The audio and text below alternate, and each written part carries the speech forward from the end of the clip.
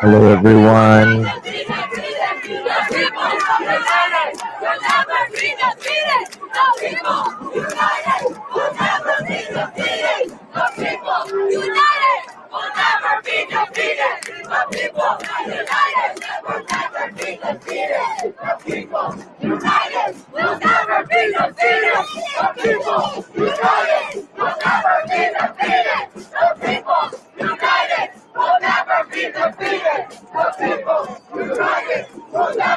This is pro-Palestinian.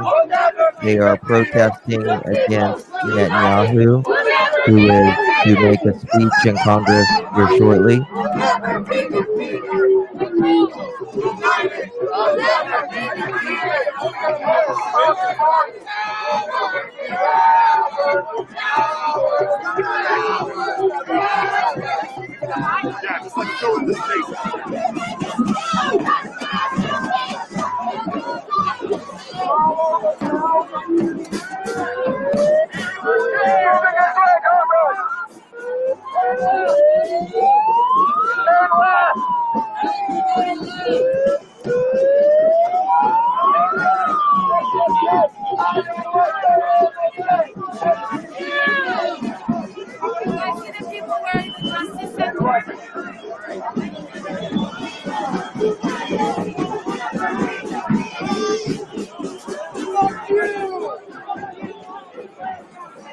We got about 16 minutes before Netanyahu.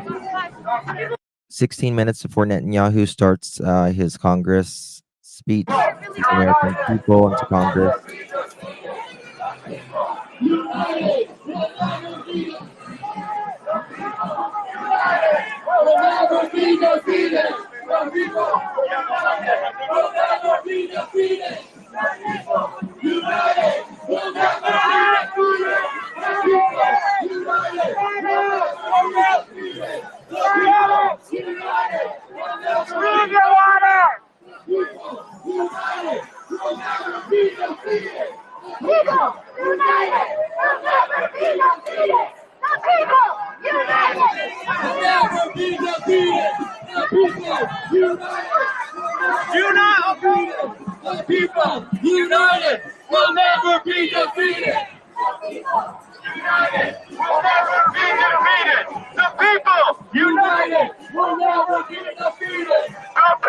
They were just pepper sprayed a little bit ago, some of them. The people united will never be defeated.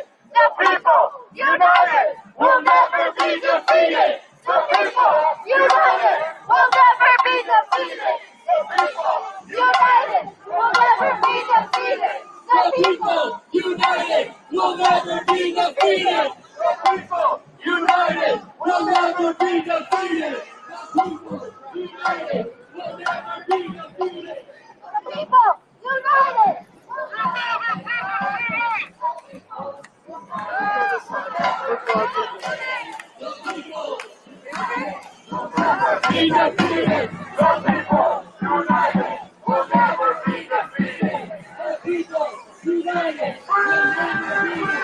This is in DC, outside of close down by the Capitol on the street.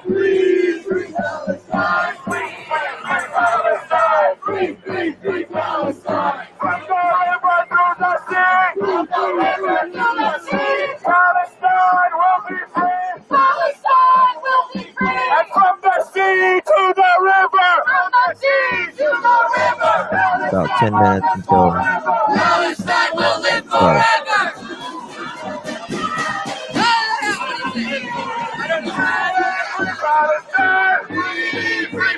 The guy washing out Free Palestine! his friend's eyes.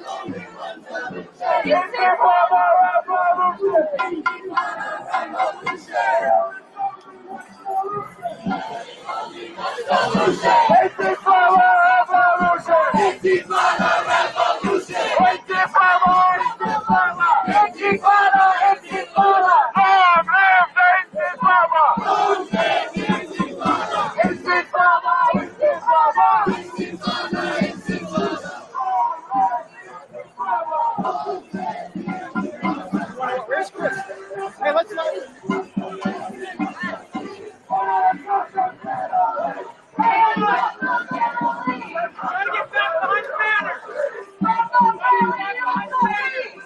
Get back behind the banners. Back up behind the banners.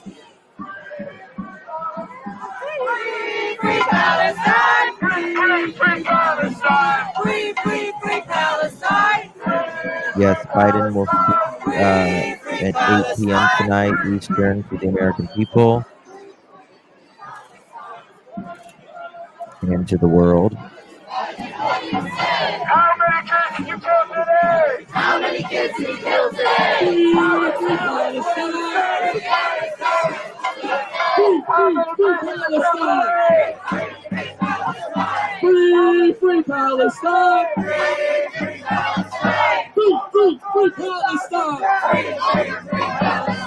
Free Gaza! Free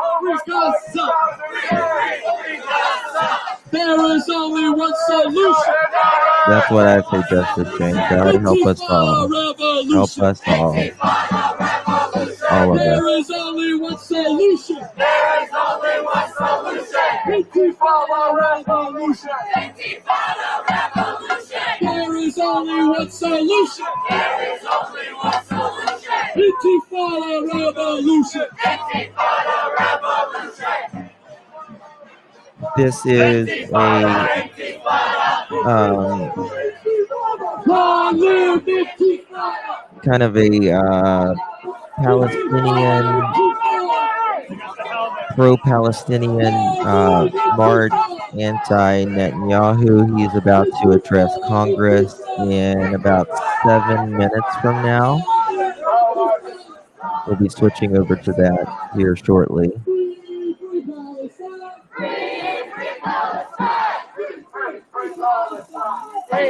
Free Palestine!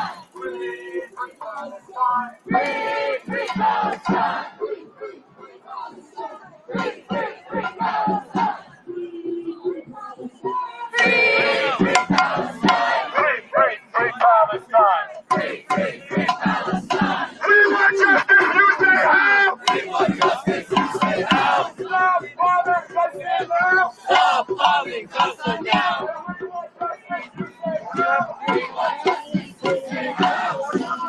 Oh no, Christina, honey, you're absolutely fine, dear. No worries whatsoever, I promise. Thank you for that. But no, you're fine, sweetie. Thank you.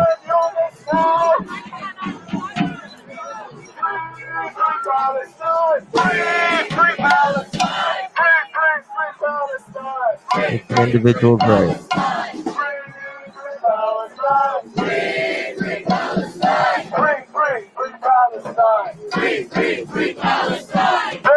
You're right, Tricia. It has to be something that there's a solution for all, or it's not going to work. You know?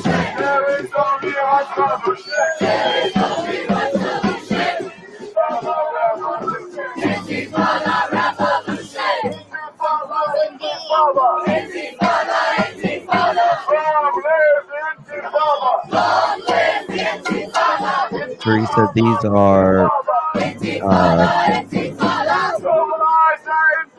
kind of anti-Netanyahu. He's about to address Congress in about 5 minutes from now. There is only one solution. Workers' revolution.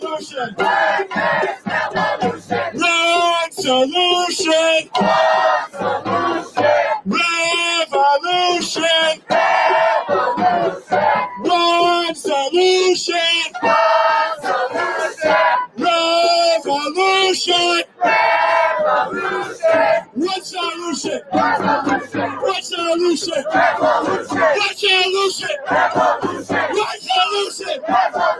Free, free Palestine. Free Palestine. Free, free Palestine. Free Palestine. Free, free Palestine. Free Palestine. Free Palestine. Free Palestine. Free Palestine. Free Palestine. From the river to the sea. Palestine will be free. Palestine will be free. From the river to the sea. Palestine will be free. Palestine will be free. And from the sea to the river. Palestine will live forever. Palestine will live forever. So I'm going to take it over here to Netanyahu is about to address the nation here momentarily. I think the last time Netanyahu was addressed Congress was in 2015, I believe. 1 second, I'm trying to find.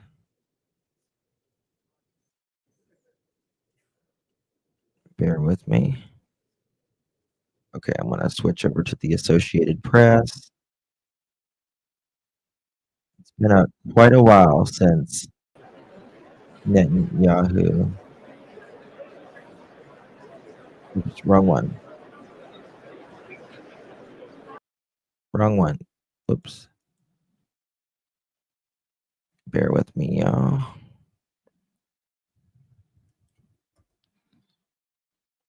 Washington Post.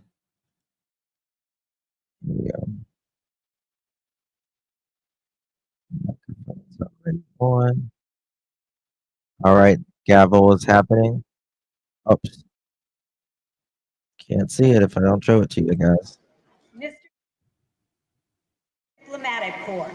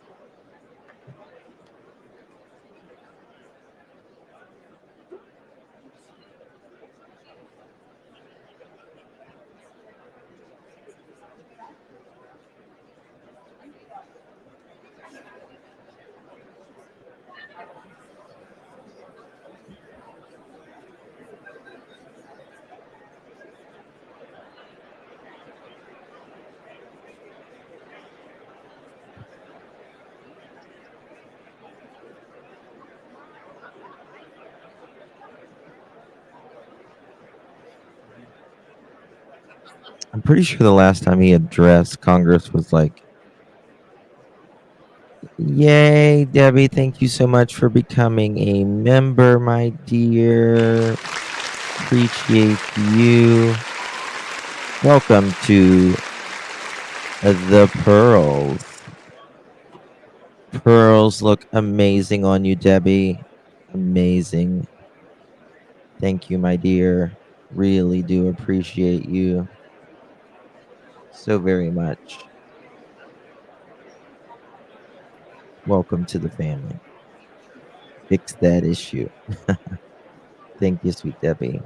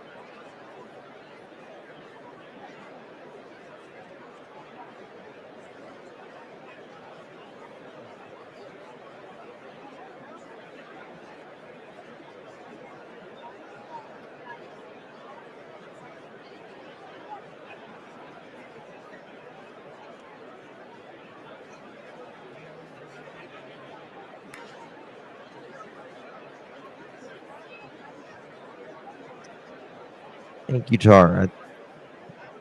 I mean, some find this stuff interesting, some people don't, but it's important to history. Whatever happens, it's all recorded in history.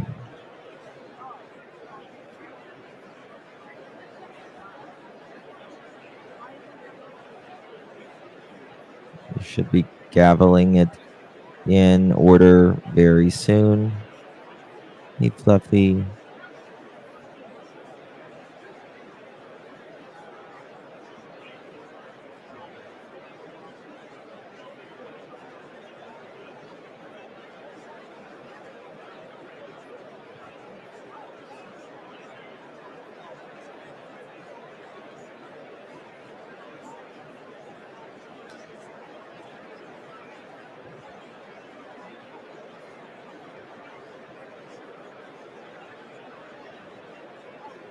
I mean, Trish, he will have he does have meetings with Congress privately, and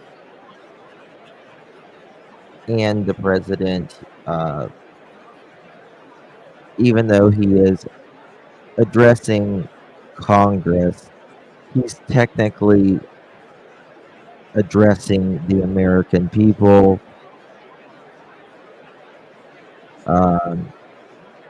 Along with Congress. So it's kind of a double whammy, if you will.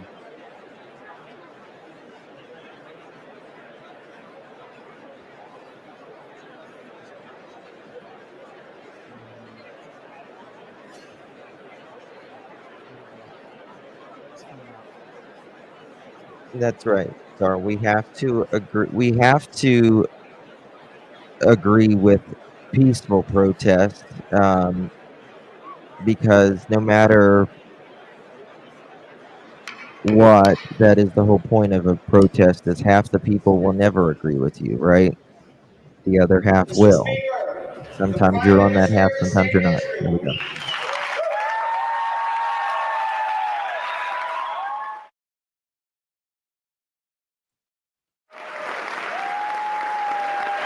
There's Netanyahu. He's a rather short man. With white hair.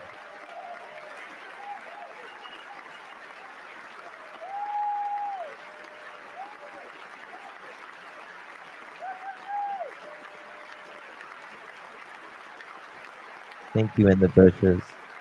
Good to see you.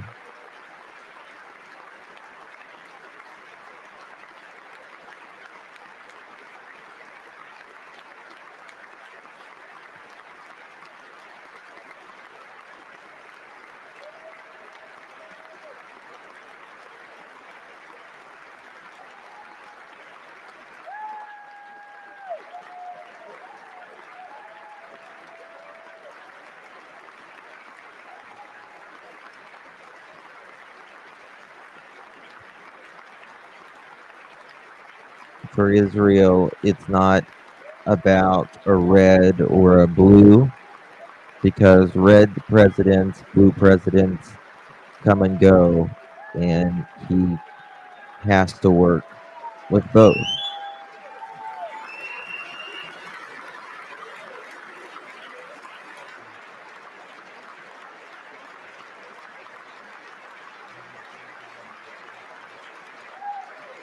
It's not so much a political thing.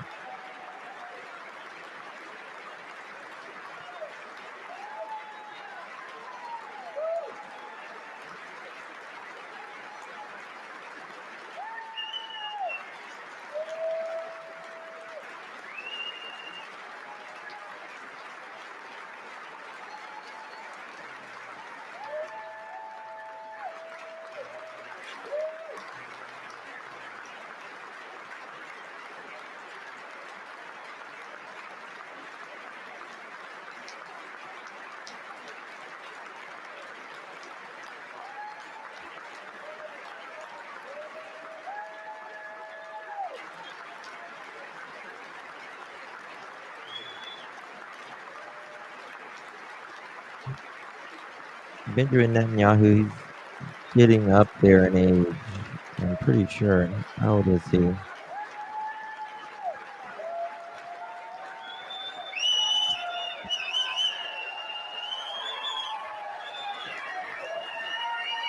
He's 74 years old.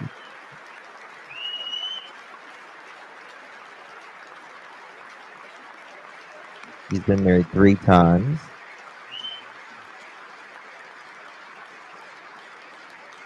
Members of Congress, I now have the high privilege and distinct honor of presenting to you His Excellency Benjamin Netanyahu, Prime Minister of Israel.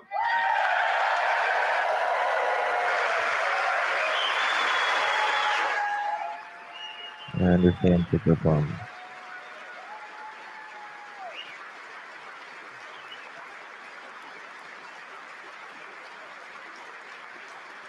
There's going to be a 10-minute speech and 30 minutes of clapping.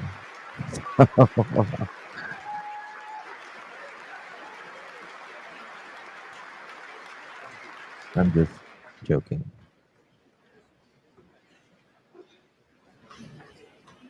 Speaker of the House, Mike Johnson, Senator Ben Cardin,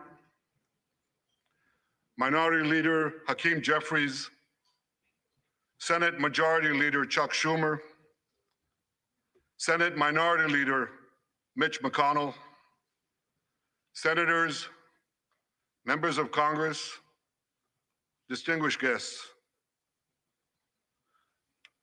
Mr. Speaker, I want to thank you for giving me the profound honor of addressing this great citadel of democracy for the 4th time.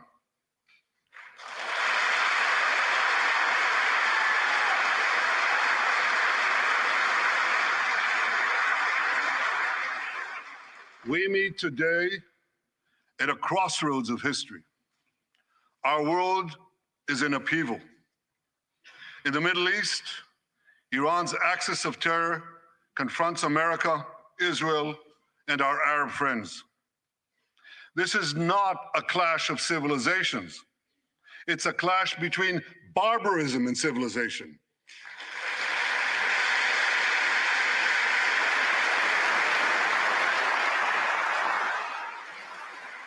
It's a clash between those who glorify death and those who sanctify life.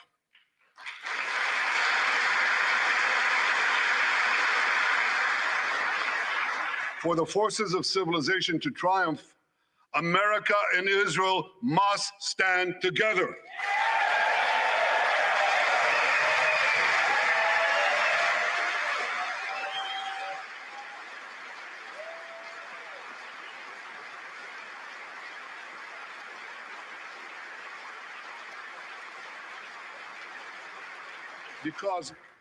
Because when we stand together, something very simple happens. We win, they lose.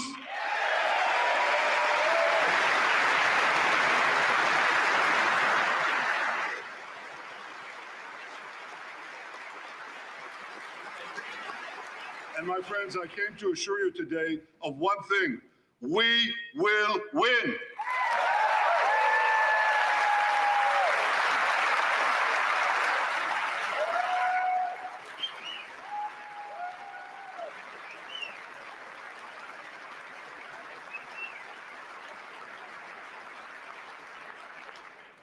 Ladies and gentlemen, like December 7th, 1941, and September 11th, 2001, October 7th is a day that will forever live in infamy. It was the Jewish holiday of Simchat Torah. It began as a perfect day, not a cloud in the sky. Thousands of young Israelis were celebrating at an outdoor music festival.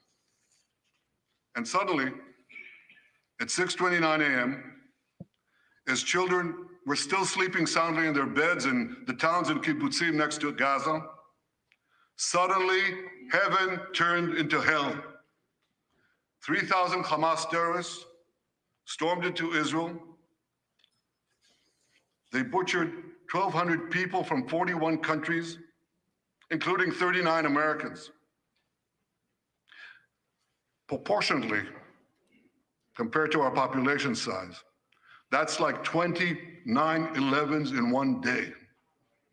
And these monsters, they raped women, they beheaded men, they burned babies alive, they killed parents in front of their children, and children in front of their parents. They dragged 255 people, both living and dead, into the dark dungeons of Gaza. Israel has already brought home 135 of these hostages, including 7 who were freed in daring rescue operations.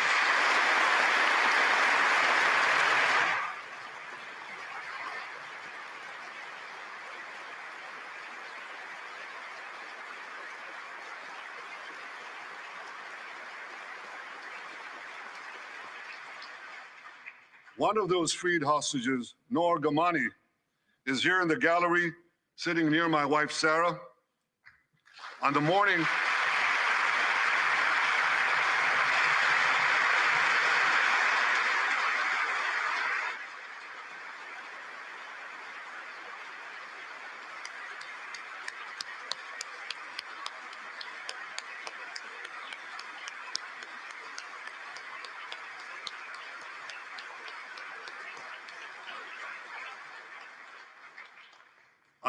of October 7th, the entire world saw Noah's look of desperation as she was violently abducted to Gaza on the back of a motorcycle.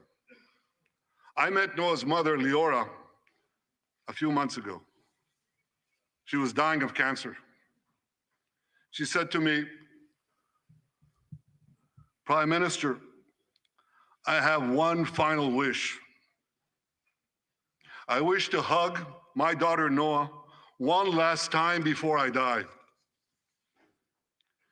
2 months ago, I authorized a breathtaking commando rescue operation. Our special forces, including a heroic officer named Arnon Zmora, She's the who fell in this blonde. battle, She was the rescued blonde. Noah and 3 other hostages.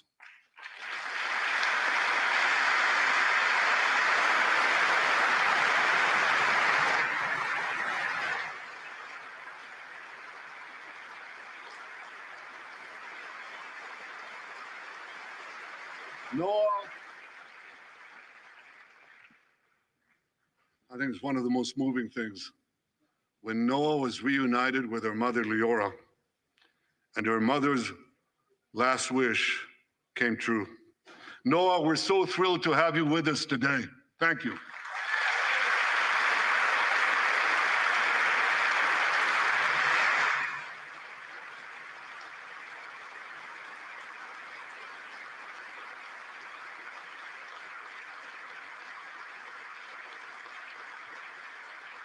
Many hostage families are also here with us today, including Eliyahu Bibas. Eliyahu Bibas is the grandfather of those two beautiful red-headed boys, the Bibas boys, toddlers. And they were taken hostage with their mother and and Eliyahu's son. The entire family was taken hostage. Two beautiful red-haired children taken hostage. What monsters. And with us also is Iris Chaim, whose son, Yotam, bravely escaped Hamas captivity with two other Israelis, and tragically they were killed, making their way back to our lines. We have with us also the families of American hostages. They're here.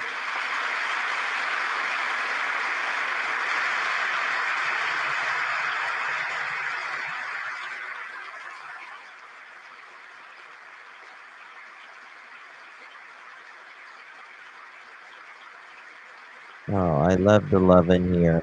The pain these families have endured is beyond words.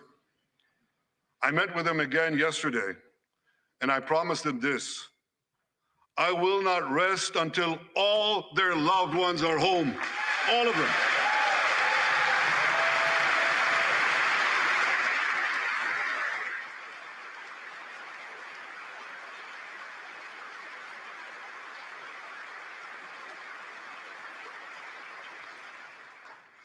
As we speak, we're actively engaged That's right, in Kayla. intensive efforts to secure their release, and I'm confident that these efforts can succeed. Some of them are taking place right now.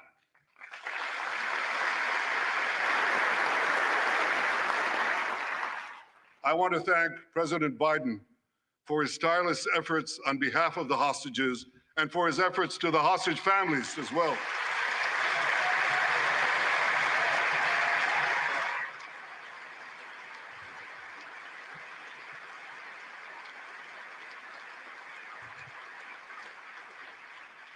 I thank President Biden for his heartfelt support for Israel after the savage attack on October 7th. He rightly called Hamas sheer evil. He dispatched 2 aircraft carriers to the Middle East to deter a wider war. And he came to Israel to stand with us during our darkest hour, a visit that will never be forgotten.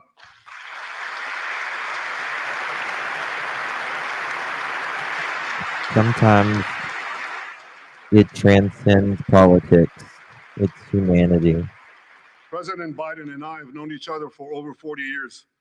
I want to thank him for half a century of friendship to Israel and for being, as he says, a proud Zionist. Actually, he says a proud Irish-American Zionist. Netanyahu and Biden are actually very close. My friends, for more than 9 months, Israel's soldiers have shown boundless courage. With us today,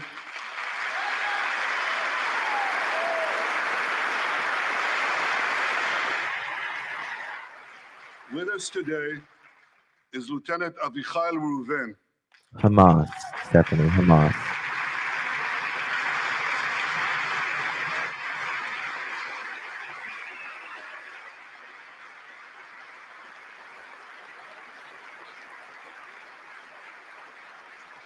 Avichai is an officer in the Israeli paratroopers. His family immigrated to Israel from Ethiopia. In the early hours of October 7th, Avichai heard the news of Hamas's bloody rampage. He put on his uniform, grabbed his rifle, but he didn't have a car. So he ran 8 miles to the front lines of Gaza to defend his people.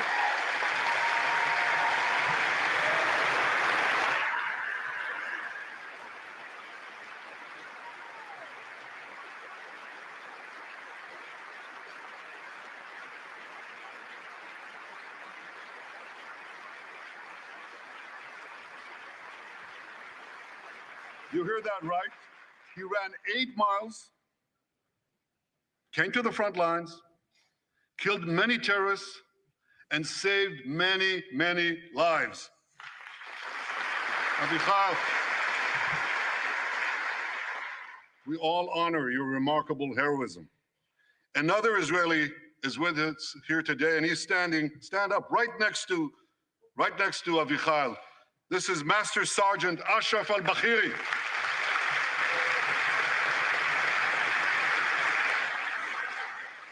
My pleasure.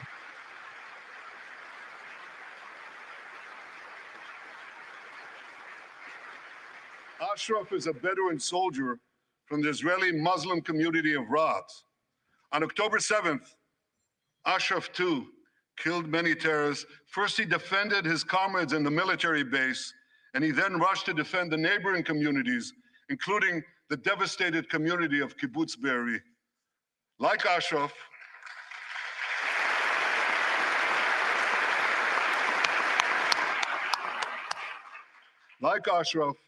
the Muslim soldiers of the IDF fought alongside their Jewish, Druze, Christian, and other comrades in arms with tremendous bravery.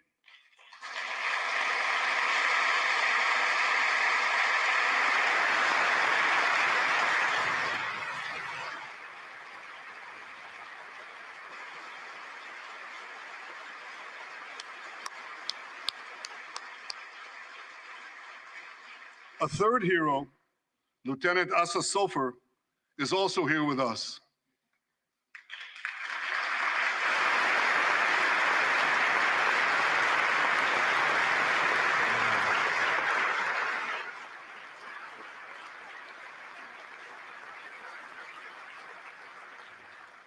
Asa fought as an officer in the Tank Corps, and he was wounded in battle. He was wounded in battle while protecting his fellow soldiers from a grenade. He lost his right arm and the vision in his left eye. He's recovering, and incredibly, within a short time, Asa will soon return to active duty as a commander of a tank company.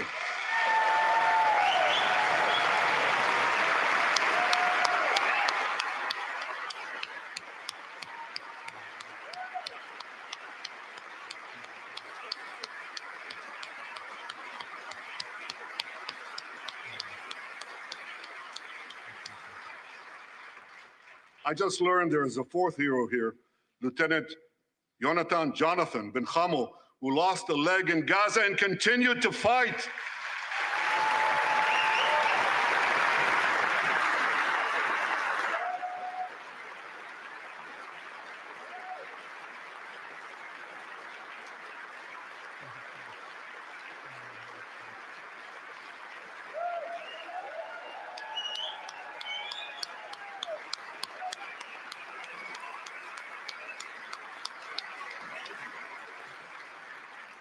My friends, these are the soldiers of Israel, unbowed, undaunted, unafraid.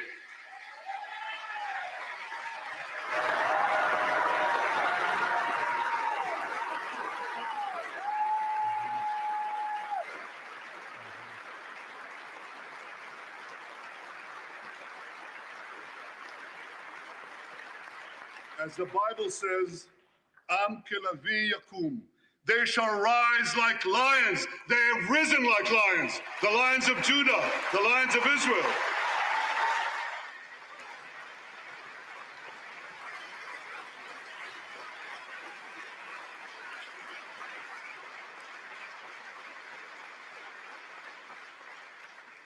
Ladies and gentlemen, the men and women of the IDF come from every corner of Israeli society, every ethnicity, every color, every creed, left and right, religious and secular. All are imbued with the indomitable spirit of the Maccabees, the legendary Jewish warriors of antiquity. With us today is Yechiel Leiter, the father of one of those Maccabees. Yechiel's father escaped the Holocaust and found refuge in America. As a young man, Yechiel moved to Israel and raised a family of 8 children. He named his eldest son, Moshe, after his late father. Moshe became an exemplary officer in one of our elite commando units. He served with distinction for 2 decades while raising 6 beautiful children of his own. On October 7th, Moshe volunteered to return to combat. 4 weeks later, he was killed when a booby-trapped mine exploded in a tunnel shaft right next to a mosque. At his son's funeral, Yechiel said this: "If the state of Israel had not been established after the Holocaust, the image engraved in our collective memory would have been the photograph of that helpless Jewish boy in the Warsaw Ghetto holding his hands up in the air with Nazi rifles pointed at him. But because of the birth of Israel," Yechiel continued, "because of the courage of soldiers like my son Moshe, the Jewish people are no longer helpless in the face of our enemies."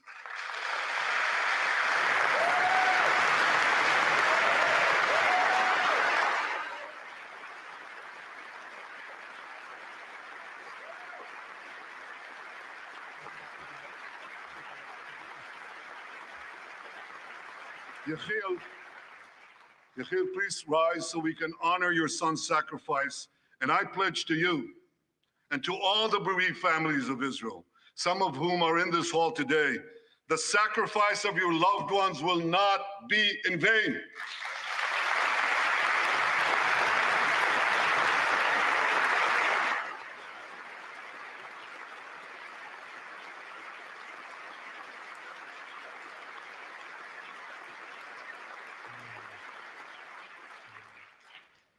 It will not be in vain because for Israel, never again must never be an empty promise. It must always remain a sacred vow. And after October 7th, never again is now.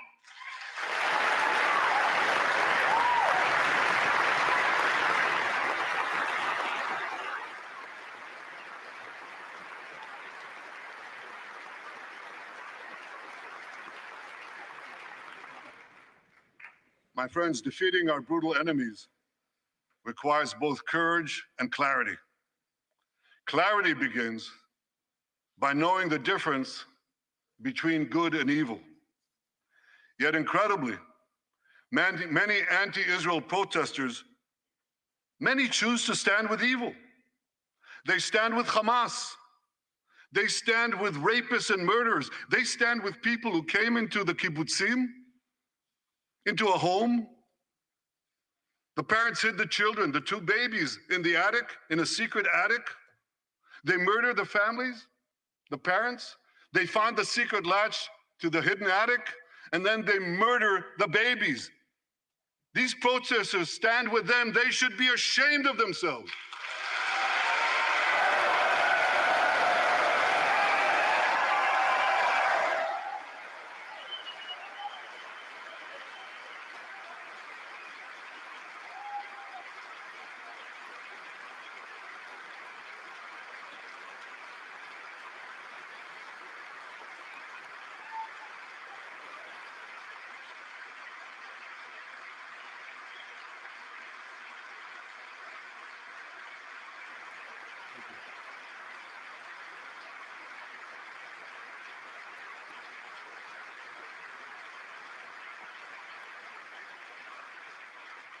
They refuse to make the simple distinction between those who target terrorists and those who target civilians, between the democratic state of Israel and the terrorist thugs of Hamas.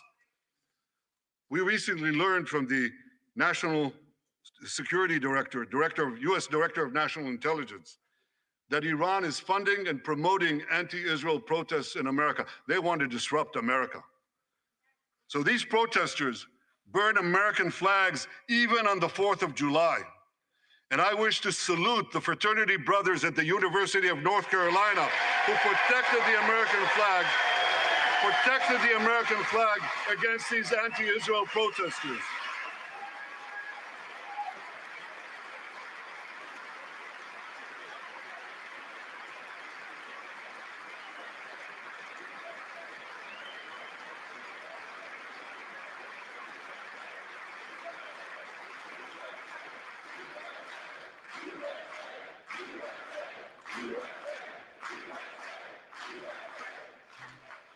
For all we know, Iran is funding the anti-Israel protests that are going on right now outside this building. Not that many, but they're there, and throughout the city.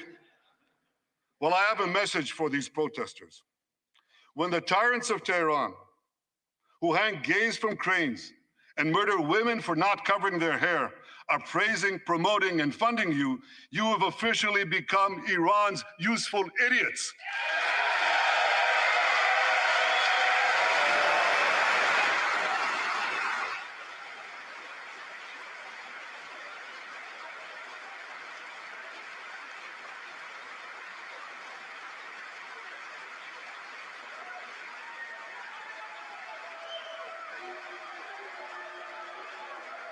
That's a big Some of these protesters, statement it's in the amazing, Middle East. absolutely amazing. Some of these protesters hold up signs proclaiming gays for Gaza.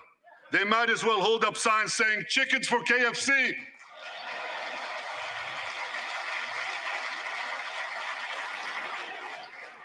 These protesters chant from the river to the sea, but many don't have a clue what river and what sea they're talking about. They not only get an F in geography, they get an F in history.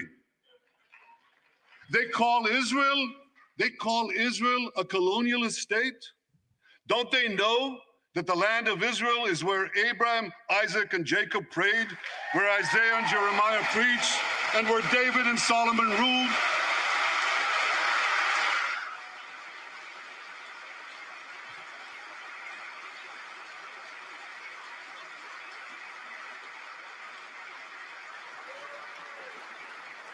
For nearly 4,000 years, the land of Israel has been the homeland of the Jewish people. It's always been our home. It will always be our home.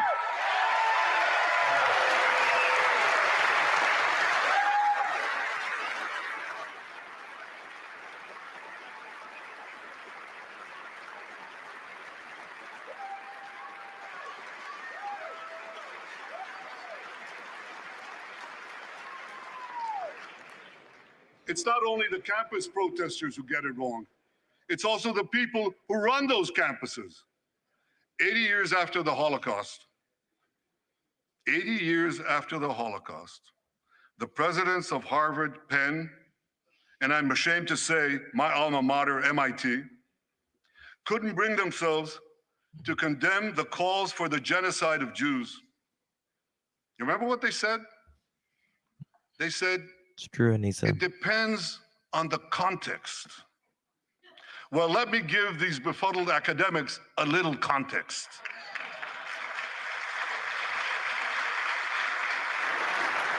Anti-Semitism is the world's oldest hatred.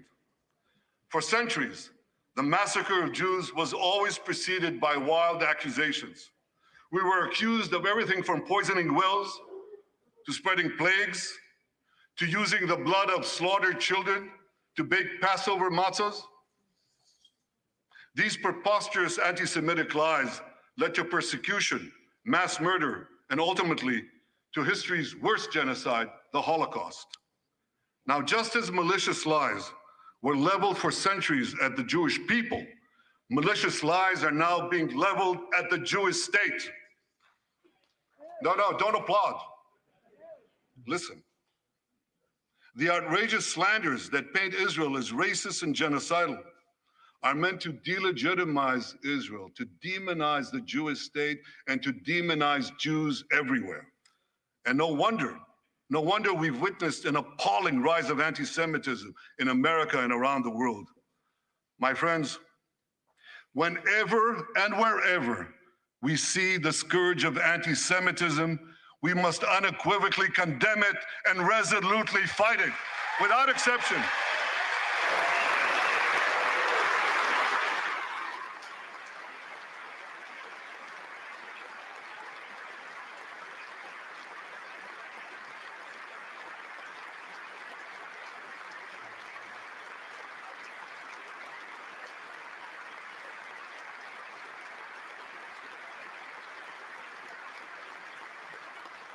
And don't be fooled when the blood libels against the Jewish state come from people who wear fancy silk robes and speak in lofty tones about law and justice. Here's a case in point. The prosecutor of the International Criminal Court has shamefully accused Israel of deliberately starving the people of Gaza. This is utter, complete nonsense. It's a complete fabrication.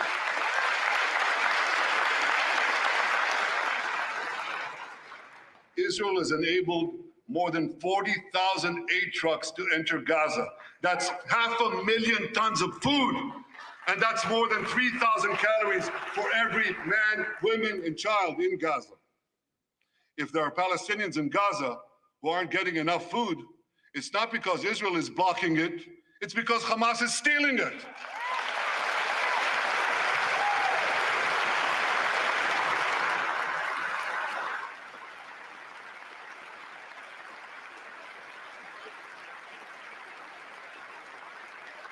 So much for that lie, but here's another. The ICC prosecutor accuses Israel of deliberately targeting civilians. What in God's green earth is he talking about? The IDF has dropped millions of flyers, sent millions of text messages, made hundreds of thousands of phone calls to get Palestinian civilians out of harm's way. But at the same time, Hamas does everything in its power to put Palestinian civilians in harm's way. They fire rockets from schools, from hospitals, from mosques. They even shoot their own people when they try to leave the war zone. A senior Hamas official, Fatri Hamad, boasted, listen to this, he boasted that Palestinian women and children excel at being human shields. His words, excel at being human shields. What monstrous evil. For Israel, every civilian death is a tragedy. For Hamas, it's a strategy. They actually want Palestinian civilians to die so that Israel will be smeared in the international media and be pressured to end the war before it's won. This would enable Hamas to survive another day and, as they vowed, to carry out October 7th again and again and again. Well, I want to assure you, no matter what pressure is brought to bear, I will never allow that to happen.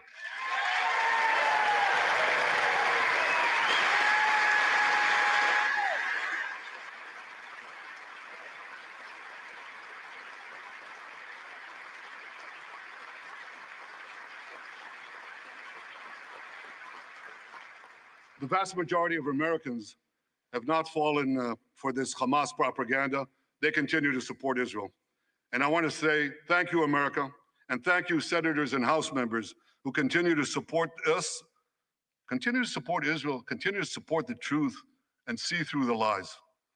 But as for the minority that may have fallen for Hamas's cons job, I suggest you listen to Colonel John Spencer. John Spencer is head of urban warfare studies at West Point. He studied every major urban conflict. I was going to say in modern history. He corrected me, no, in history. Israel, he said, has implemented more precautions to prevent civilian harm than any military in history and beyond what international law requires.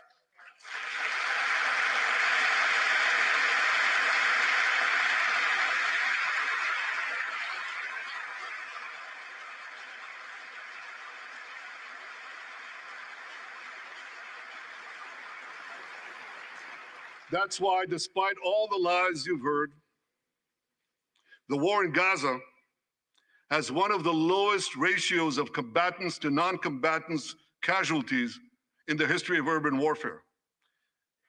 And you want to know where it's lowest in Gaza? It's lowest in Rafah. In Rafah. Remember what so many people said? If Israel goes into Rafah, there'll be thousands, maybe even tens of thousands of civilians killed. Well, last week, I went into Rafah. I visited our troops as they finished fighting Hamas's remaining terrorist battalions. I asked the commander there, how many terrorists did you take out in Rafah? He gave me an exact number, 1,203. I asked him, how many civilians were killed? He said, Prime Minister, practically none, with the exception of a single incident where shrapnel from a bomb hit a Hamas weapons depot and unintentionally killed 24 people. The answer is practically none. You want to know why? Because Israel got the civilians out of harm's way, something people said we could never do, but we did it.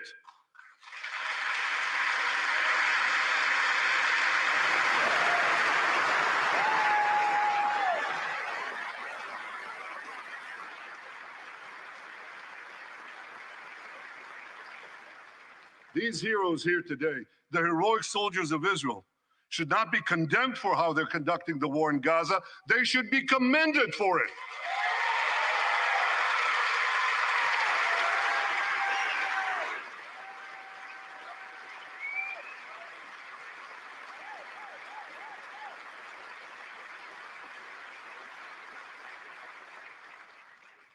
I want to thank all of you here today who forcefully opposed the false accusations of the ICC and stood up for the truth. These lies are not only libelous, they're downright dangerous. The ICC is trying to shackle Israel's hands and prevent us from defending ourselves. And if Israel's hands are tied, America is next. And I'll tell you what else is next. The ability of all democracies to fight terrorism will be imperiled. That's what's on the line. So let me assure you, the hands of the Jewish state will never be shackled. Israel will always defend itself.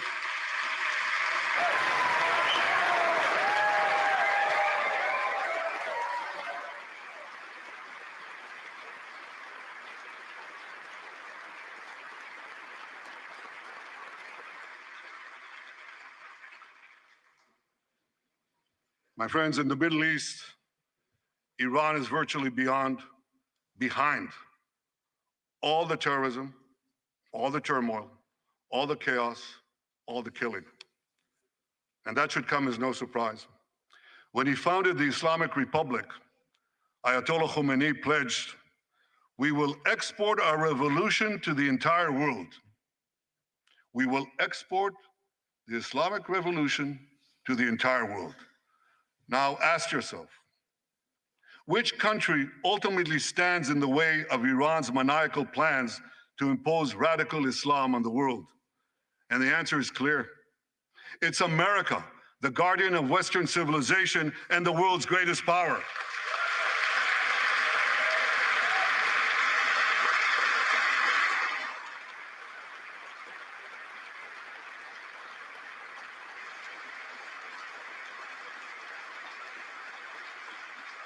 That's why Iran sees America as its greatest enemy. Last month, we heard a revealing comment, ostensibly about the war in Gaza, but about something else. It came from the foreign minister of Iran's proxy, Hezbollah, and he said this: "This is not a war with Israel. Israel," he said, "is merely a tool.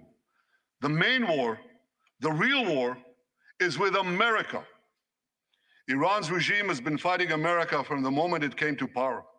In 1979, it stormed the American embassy. It held scores of Americans hostage for 444 days. Since then, Iran's terrorist proxies have targeted America in the Middle East and beyond.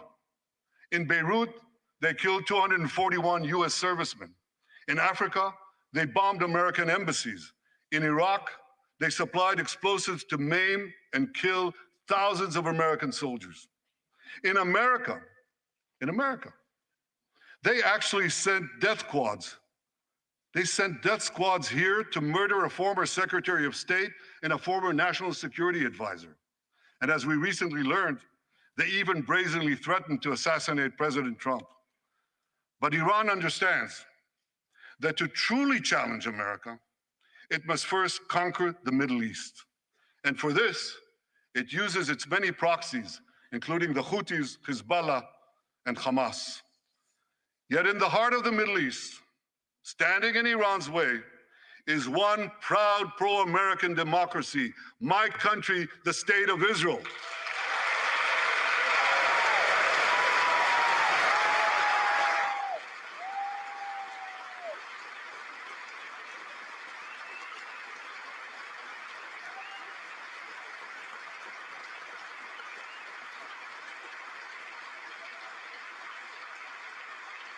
That's why the mobs in Tehran chant death to Israel before they chant death to America. For Iran, Israel is first, America is next. So when Israel fights Hamas, we're fighting Iran. When we fight Hezbollah, we're fighting Iran.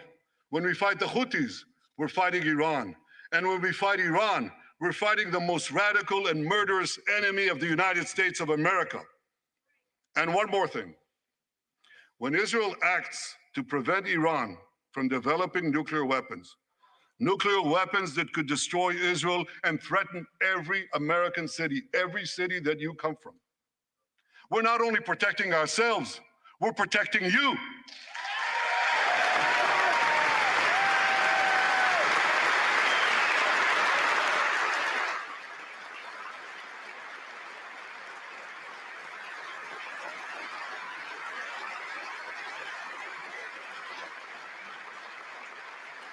My friends, if you remember one thing from the speech, remember this. Our enemies are your enemies.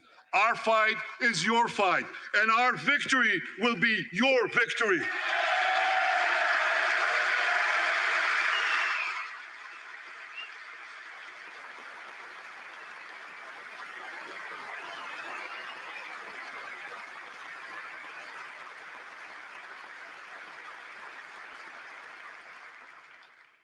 Ladies and gentlemen, that victory is in sight. Israel's defeat of Hamas will be a powerful blow to Iran's axis of terror. Another part of that axis, Hezbollah, attacked Israel on October 8th, a day after the Hamas attack. It has launched thousands of missiles and drones against us. 80,000 of our citizens in northern Israel evacuated their homes, becoming effectively refugees in their own land. We are committed to returning them home. We prefer to achieve this diplomatically. But let me be clear. Israel will do whatever it must do to restore security to our northern border and return our people safely to their homes.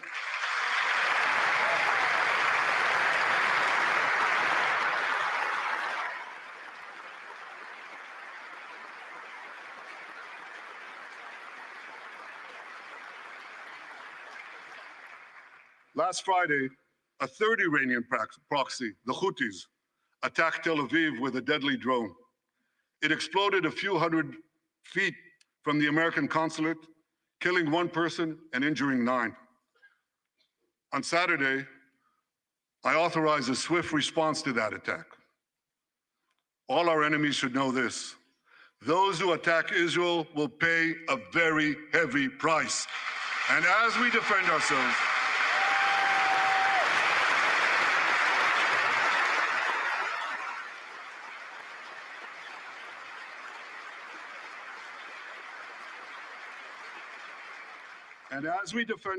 on all fronts, I know that America has our back.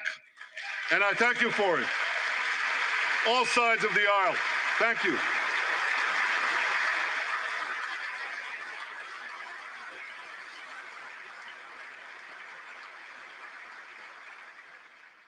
My friends, for decades, America has provided Israel with generous military assistance, and a grateful Israel has provided America with critical intelligence that saved many lives. We've jointly developed some of the most sophisticated weapons on earth. I choose my words carefully. We've jointly developed some of the most sophisticated weapons on earth that help protect both our countries. And we also help keep Americans' boots off the ground while protecting our shared interests in the Middle East.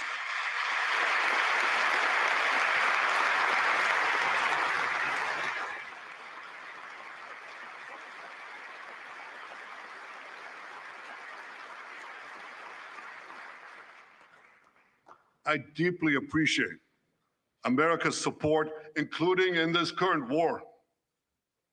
But this is an exceptional moment.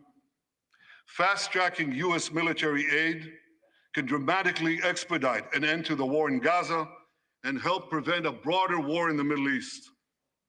In World War II, as Britain fought on the front lines of civilization, Winston Churchill appealed to Americans with these famous words: "Give us the tools and we'll finish the job." Today, as Israel fights on the front line of civilization, I too appeal to America. Give us the tools faster and we'll finish the job faster.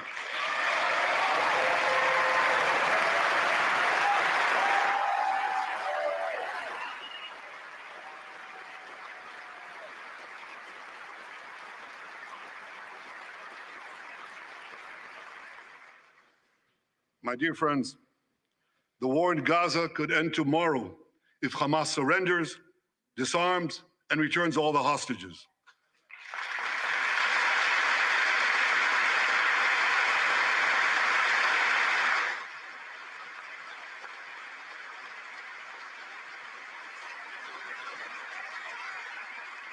But if they don't, Israel will fight until we destroy Hamas's military capabilities, end its rule in Gaza, and bring all our hostages home.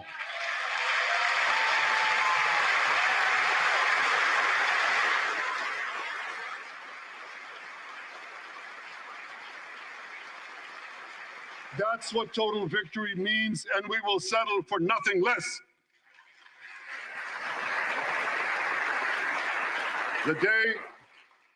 The day after we defeat Hamas, a new Gaza can emerge. My vision for that day is of a demilitarized and de-radicalized Gaza. Israel does not seek to resettle Gaza, but for the foreseeable future, we must retain overriding security control there to prevent the resurgence of terror, to ensure that Gaza never again poses a threat to Israel.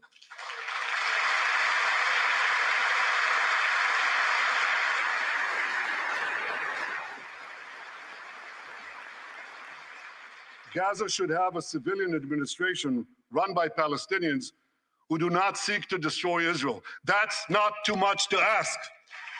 It's a fundamental thing that we have a right to demand and to receive.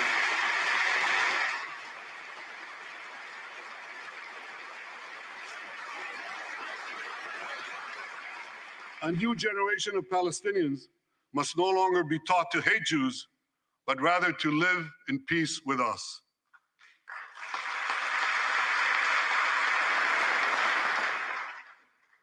Those twin words, demilitarization and de-radicalization, those two concepts were applied to Germany and Japan after World War II, and that led to decades of peace, prosperity, and security.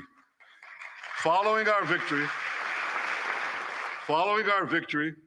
with the help of regional partners, the demilitarization and de-radicalization of Gaza can also lead to a future of security, prosperity, and peace. That's my vision for Gaza.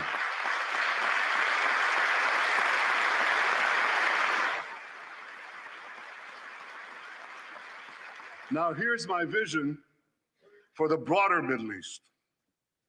It's also shaped in part by what we saw in the aftermath of World War II. After that war, America forged a security alliance in Europe to counter the growing Soviet threat. Likewise, America and Israel today can forge a security alliance in the Middle East to counter the growing Iranian threat. All countries that are at peace with Israel and all those countries who will make peace with Israel should be invited to join this alliance. We saw a glimpse of that potential alliance on April 14th. Led by the United States, more than half a dozen nations worked alongside Israel to help neutralize hundreds of missiles and drones launched by Iran against us. Thank you, President Biden, for bringing that coalition together.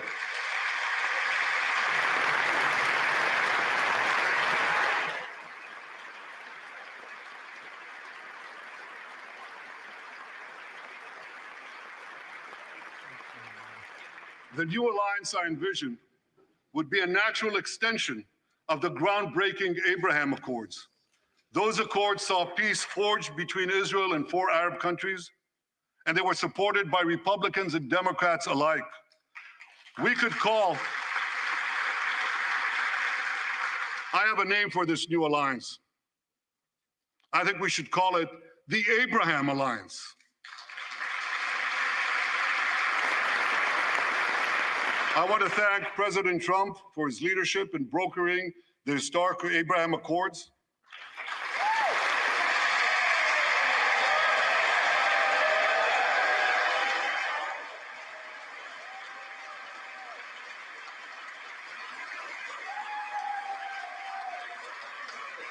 Like Americans, Israelis were relieved that President Trump emerged safe and sound from that dastardly attack on him, dastardly attack on American democracy. There is no room for political violence in democracies.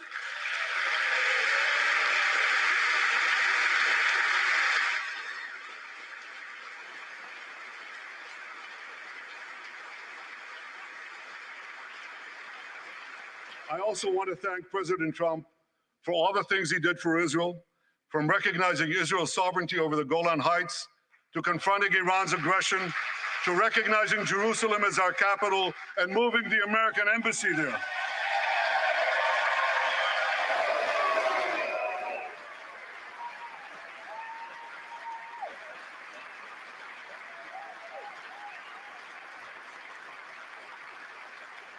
That's Jerusalem, our eternal capital, never to be divided again.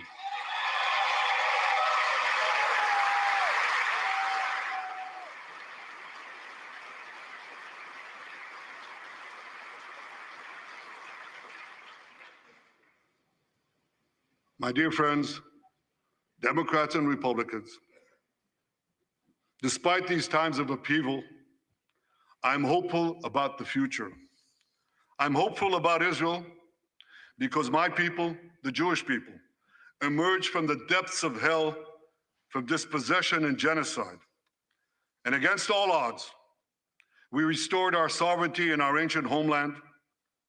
We built a powerful and vibrant democracy, a democracy that pushes the boundaries of innovation for the betterment of all humanity. I'm hopeful about America because I'm hopeful about Americans. I know how much the people of this country have sacrificed to defend freedom. America will continue to be a force for light and good in a dark and dangerous world. For free peoples everywhere, America remains the beacon of liberty its extraordinary founders envisioned back in 1776.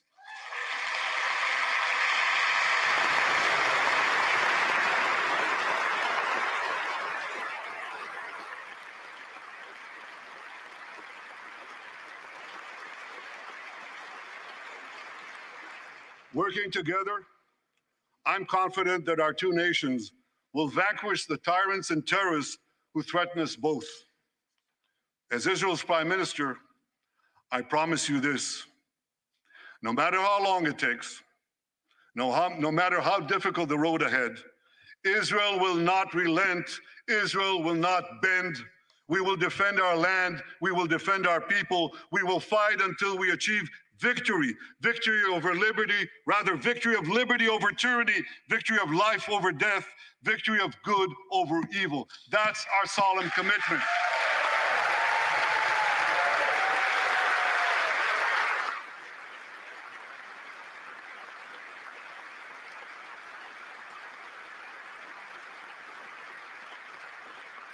And we will continue to work with the United States and our Arab partners to transform a troubled region from a backwater of repression, poverty, and war into a thriving oasis of dignity, prosperity, and peace.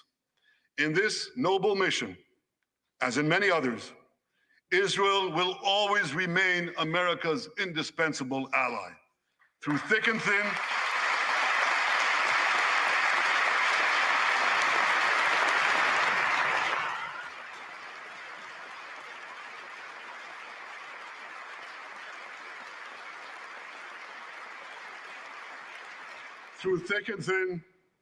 in good times and in bad, Israel will always be your loyal friend and your steadfast partner. On behalf of the people of Israel, I came here today to say thank you, America. Thank you for your support and solidarity. Thank you for standing in Israel, with Israel, in our hour of need. Together we shall defend our common civilization. Together we shall secure a brilliant future for both our nations.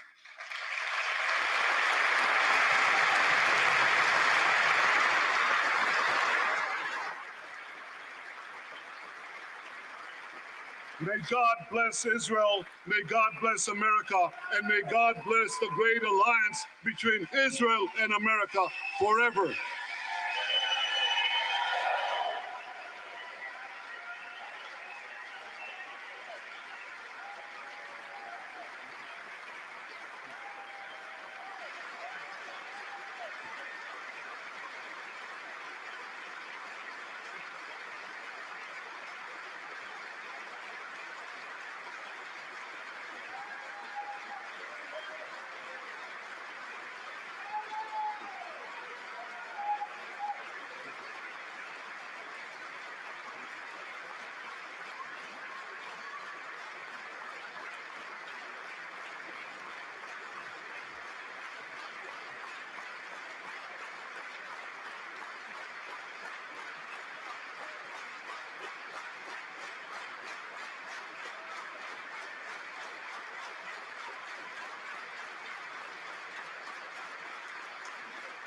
Thank you.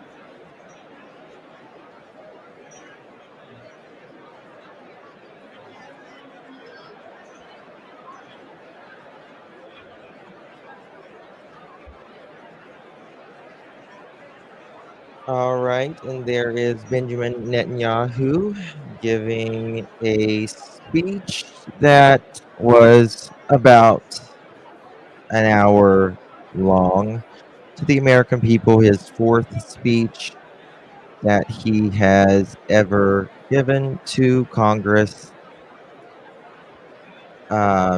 Lot of um, there's a lot of division in the world right now, and like I just wrote in chat, we have to understand other people's way of life that is not our own, no matter what their religion, their politics is, because that is the only way we can actually give peace an actual chance. It is the fear of unknown. It is the anxiety of the way others live differently than us that divides us. And I can assure you, I have been all around this globe. Before I had kids, I trotted all over. And I can tell you, no matter the country, kids are the same, adults are the same everywhere. They really are. They may eat differently, they may pray differently, but we are so much more the same. I believe people, the citizens of the world, are good overall. It's really the governments that has the problems, for whatever reason. But anyways, thank you all so much. Really do appreciate it. I will be live later. Um, probably around 6 or 7ish for our normal live. And we'll have call-ins and all of that. Going back to our true crime, I don't do a lot of politics or anything on here. I try to stay away from it as much as possible, to be quite honest with you. But this is important. Whether you agree or you disagree with this man, it's important. Whether you agree or disagree with Biden, Trump, any of them. Some things are important for history's sake. God bless each and every one of you. Just be good human beings, and just try to understand something that you may not. Uh, you may grew up differently than your neighbor who is an atheist, Jewish, a Muslim, Christian, whatever. Try to get to know someone, and you will see that they live very similar to you, or that they are just human beings that choose to live a different way. Um, and that's it. Be good to one another. Um, that's what we should all strive to do. I love you guys. Thank you truly from the bottom of my heart. I'll see you guys in just a little bit. God bless.